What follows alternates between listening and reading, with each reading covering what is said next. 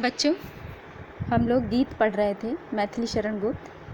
जिसमें उर्मिला का वियोग वर्णन दर्शाया गया है। उर्मिला जो है ना, वसंत ऋतु के आगमन पर उर्मिला जो है ना, वसंत ऋतु के आगमन पर, इसके पहले आपने यही पढ़ा था कि वसंत ऋतु जब आता है तो वातावरण मनमोहक हो जाता है ना, हरियाली छा जाती है, पुष्प खिल जाते हैं, तो और पक्षी भी इधर उधर जो है चहल पहल करते हुए दिखाई देने लगते हैं। तो उर्मिला जो है उन प्राकृतिक जो दृश्य है उन दृश्यों में अपने प्रिय लक्ष्मण का दर्शन कर रही है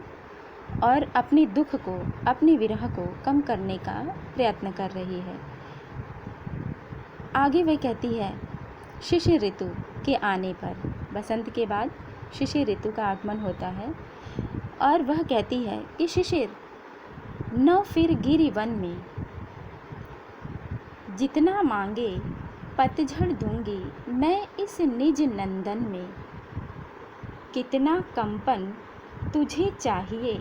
ले मेरे इस तन में। सखी कह रही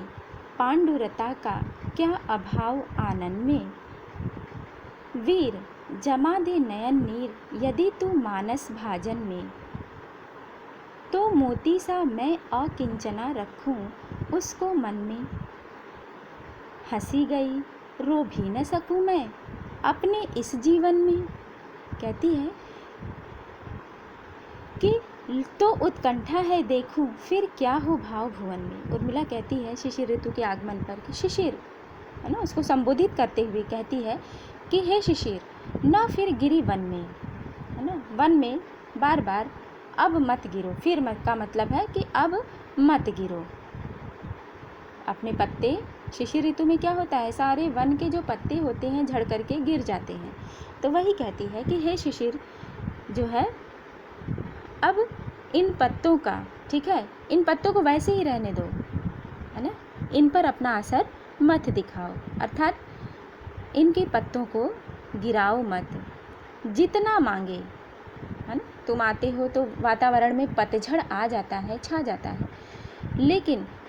तुम्हें पतझड़ की यदि आवश्यकता है, जितना मांगो, जितना भी पतझड़ मांगो मैं दूंगी। कहती है कि मैं दूंगी, मैं इस निज नंदन में, मेरे इस निज, जो मेरे मन का ये जो नंदन है, वन है, नंदन मतलब वन है, मेरे अंतर मन में जो पतझड़ का दृश्य है, ठीक है, जो दुख विरह, वह क्या है, पतझड़ ही तो है ना, पतझड़ मतलब दुख विरह। तो वह कहती है तुम्हें जितना चाहिए उतना मैं दूंगी। क्यों? क्योंकि मेरे मन में, मेरे हृदय में वह भरा हुआ है। कितना कंपन तुझे चाहिए, पत्तियां कांपने लगती हैं गिरने से पहले। देखा होगा आपने पेड़ों में जो पत्ते सूखने लगते हैं, दुर्बल होते हैं, कमज़ोर होते हैं, वे शिशिर ऋतु में जब हवाएं चलने लगती हैं, शिशिर ऋतु में हवाएं ज़ोर ज़ोर से चलती हैं और पत्तियां सारी झड़ने लगती हैं, तो कंपन दिखाई देता है पत्तियों में। तो वही उर्मिला कहती है, कितना कंपन तुझे चाहिए, है ना, वह मेरे अंदर है, मैं भी तो काँप रही हूँ दुख से, विरह से। ले मेरे इस तन में, मेरे शरीर में भी वही कंपन है ना, जो वातावरण के दृश्यों में दिखाई दे रहा है, पत्तों में दिखाई दे रहा है ना, पेड़ों के पत्तों में, वही कंपन मेरे भी शरीर में, तन में भरा हुआ है, दिखाई दे रहा है। तुझे चाहिए तो ले ले। सखी कह रही, सखी से उर्मिला कहती है, हे सखी, पांडुरता का क्या अभाव आनन में। उर्मिला कहती है कि हे सखी, पांडुरता, पांडुरता मतलब पीले पड़ जाते हैं। शिशिर ऋतु जब आता है तो सारे पत्ते क्या हो जाते हैं, पीले पड़े हुए रहते हैं, और जब हवाएं चलने लगती हैं तो वो गिर जाते हैं। तो वही कहती है कि पीलेपन का, पांडुरता मतलब पीलेपन का क्या अभाव, अर्थात आनन मतलब मुख होता है, आनन यानी मुख होता है ना, पांडुरता का क्या अभाव आनन में, मेरे मन, मेरे मुख पर पांडुरता का, पीलेपन का, है ना, अभाव भी नहीं है, वह तो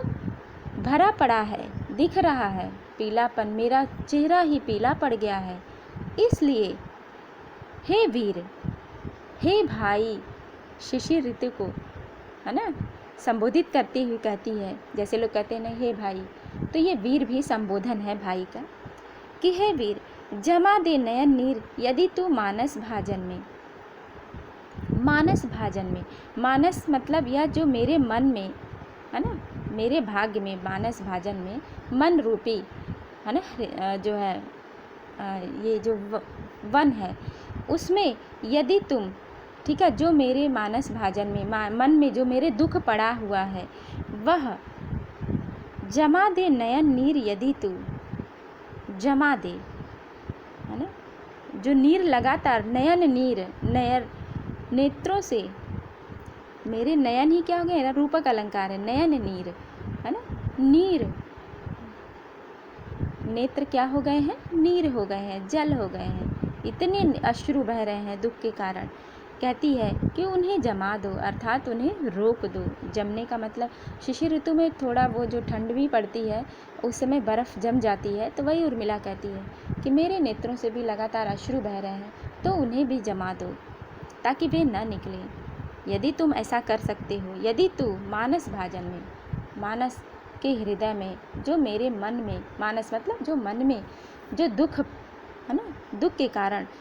जो लगातार नेत्रों से नीर निकल रहे हैं, अश्रु बह रहे हैं, उन्हें जमा दो, तो मोती सा मैं अकिंचना रखूं उसको मन में, तो मैं उस दुख को, विरह को मोती के समान, यहाँ उपमा अलंकार हो गया, मोती सा, मोती के समान मैं अकिंचना। अकिंचना का मतलब होता है कि बहुत बहुत, किंचना मतलब थोड़ा, अकिंचना मतलब बहुत संभाल करके रखूं अपने मन में उस मोती को। यदि तुम मेरे अश्रु जो बह रहे हैं उन्हें जमा करके मोती की जमा दो, तो मैं उसे क्या करूं, मोती की भांति, जिस तरह से मोती अमूल्य, है ना, अनमोल चीज़ होती है, उसको संभाल के लोग रखते हैं, उसी तरह से मैं भी मोती की भांति संभाल करके अपने मन में रखूंगी। हंसी गई मेरी सारी हंसी तो चली गई प्रिय, जब से चले गए हैं तब से मैं दुखी हूँ, हंसती भी नहीं हूँ। रो भी न सकूँ मैं, कहती है कि क्या मैं अब रो भी नहीं सकती, है ना, रोती हूँ, अश्रु निकलते हैं, हंसी तो चली गई, तो क्या अब रो भी न सकूँ अपने इस जीवन में, अपने इस जीवन में, ठीक है, मैं प्रसन्न तो नहीं हो सकती अभी, तो इसलिए मैं रोती हूँ, है ना। तो उत्कंठा है, पर उत्कंठा है, मन में इच्छा है, रो तो रही हूँ, दुखी तो हूँ, है ना, प्रिय के जाने का दुख है, विरह है, लेकिन एक उत्कंठा है, इच्छा है, आशा है कि देखूं फिर क्या हो भाव भुवन में, कि देखूं फिर क्या, है ना, इस एक बार देखूं तो फिर क्या होता है इस भाव भुवन में, इस जो भाव मेरे मन रूपी हृदय में, अरे हृदय में जो भाव पड़े हैं, भाव भुवन का मतलब, भुवन का मतलब होता है घर, मंदिर, तो उस हृदय में, भुवन मतलब हृदय में जो भाव पड़े हैं, है ना, हृदय रूपी घर में जो भाव भरे हुए हैं, मैं उन्हें देखूं। प्रिय के देखने पर आखिर वे भाव, है ना, किस तरह से प्रकट होते हैं,